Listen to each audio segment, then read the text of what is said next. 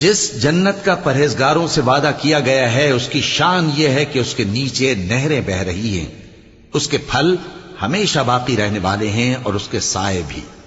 یہ ان لوگوں کا انجام ہے جو متقی ہیں، اور کافروں کا انجام دوزخ ہے۔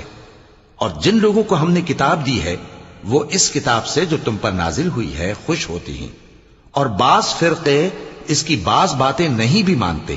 کہہ دو کہ مجھ کو یہی حکم ہوا ہے کہ اللہ ہی کی عبادت کروں اور اس کے ساتھ کسی کو شریک نہ بناؤں۔